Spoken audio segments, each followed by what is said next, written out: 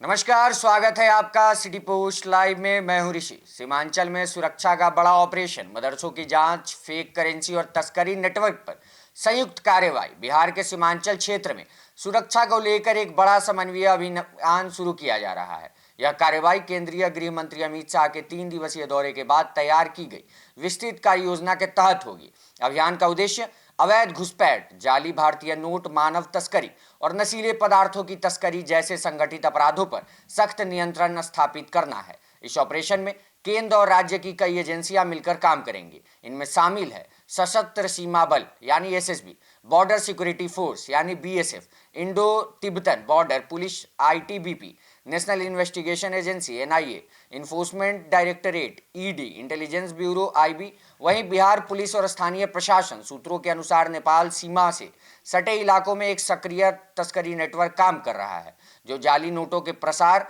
मानव तस्करी और नारकोटिक्स की आपूर्ति में शामिल है। इस नेटवर्क की गतिविधियां न केवल भारतीय अर्थव्यवस्था को प्रभावित कर रही है, बल्कि ये क्षेत्रीय सामाजिक संतुलन पर भी असर डाल रही है। आपको बता दें, केंद्रीय एजेंसियों को असली समन्वय बढ़ाने और रियल टाइम इंटेलिजेंस साझा करने के निर्देश दिए गए हैं। एसएसबी, बीएसएफ और आईटीबीपी सीमावर्ती रूटों की निगरानी करेंगे। वहीं आईबी इनपुट एकत्र कर राजनीतिक विश्लेषण करेंगे।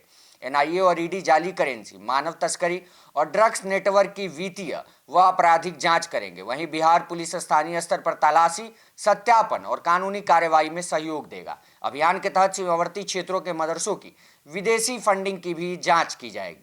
खुफिया एजेंसियों ने आशंका जताई है कि कुछ स्थानों का उपयोग शिक्षा के अलावा अन्य गतिविधियों के लिए भी किया जा सकता है। संबंधित व्यक्तियों के बैकग्राउंड की गहन जांच की योजना बनाई गई है। सीमा क्षेत्र में कथित तौर पर सुनियोजित ढंग से बसाई गई अवैध बस्तियों को हटाने की भी योजना है। वहीं गृह मंत्रालय के निर्देश पर सीमा से 10 किलोमीटर के दायरे में अतिक्रमण की पहचान कर कार्रवाई की जाएगी। साथ ही रोहिंग्या गतिविधियों की आशंका को देखते हुए किशनगंज जिले में अतिरिक्त सुरक्षा बलों की तैनाती पर विचार चल रहा है। इस समन्वित अभियान का मुख्य उद्देश्य सीमांचल में कानून व्यवस्था को सुदृढ़ करना और राष्ट्रीय सुरक्षा से जुड़े खतरों को समय रहते निष्प्रभावी करना है। केंद्र और राज्य एजेंसियों के संयुक्त प्रयास से उम्मीद की जा रही है कि तस्करी और अवैध गतिविधियों पर प्रभावी अंकुश लगेगा तथा सीमाई क्षेत्रों में अस्थायी शांति और सुरक्षा सुनिश्चित की जा सकेगी। आप क्या सोचते हैं इस खबर पे? हमें कमेंट में जरूर बताएं। तब तक के लिए विदा चाहते हैं। देखते रहे सिटी पोस्ट लाइव। धन्यवाद।